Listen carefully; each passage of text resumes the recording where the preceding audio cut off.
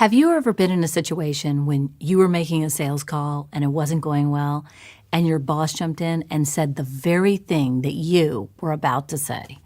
Well, you don't want to be that guy. It's demoralizing to your rep, and while it might win the deal in the short term, it never pays off in the long term. Sometimes being a good coach means being willing to watch your rep lose a deal. It's painful, but I learned this lesson from my first sales coach at Procter & Gamble. It was a guy named Dave Hinderleiter, and I was a 23-year-old newbie, and I was trying to close a sale with a grocery store manager, and the call was going south. Now, Dave saw it was going badly long before I did. I was just blathering on about features and benefits, and I didn't realize I'd lost it until the customer actually said no. I was surprised and I was embarrassed. When we got in the car afterwards, Dave said, "Well, how do you think it went?" And I said, "Well, obviously it didn't go very well." And Dave asked me, "Where do you think it started to go wrong and why?" He patiently questioned me, and together we unpacked in excruciating detail what had gone wrong. The fact that I can still remember this situation so vividly 30 years later tells you what a big impact it had on me. It was horrible, it was painful, and it was not an experience I ever wanted to repeat. But I learned. And that's exactly the point. Through my own discovery, I realized what I had done wrong. And that day, it was not a short list.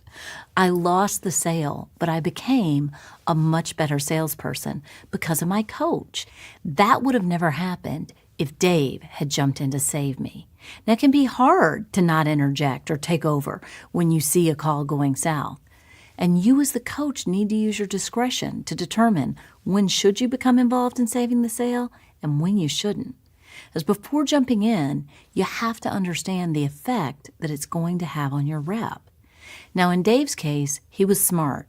This particular situation wasn't a make or break deal, so he let me fail in a low-stakes situation. So remember, the primary goal of coaching is to improve your sales rep's ability to function on their own in a high-stakes situation. So if you're constantly jumping in to save them, this will not happen. So it can be valuable to learn recovery techniques from observing you. If your rep is constantly having you butt in on the call to save the sale, it's going to be detrimental to your rep's self-esteem and their later performance. So how do you know when to let your rep blow it? First, if it's a small, low-stakes situation, like my situation was with Dave, let it go. There is a cost to coaching, and it was a better ROI on Dave's time to help me figure out why I failed than to save a small deal. Another scenario where you probably want to let your rep fail is if it won't have closed anyway. You know, sometimes customers can be a jerk. Sometimes the customer's totally out of budget. If your gut intuition as a coach is that the sale probably won't close, letting your rep lose the sale early in the process isn't a bad thing. As a coach, you can decrease the likelihood of a sale going south by coaching your rep in advance of the call. You want to make sure they're clear about their value and the impact the sale is going to have on the customer. You can practice overcoming potential objections.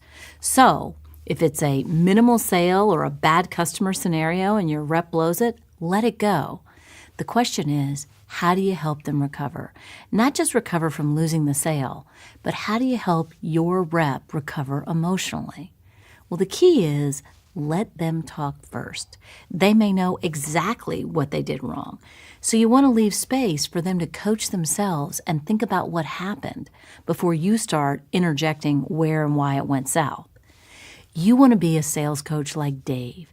He's the guy who helped his rep figure out exactly what she needed to do differently next time.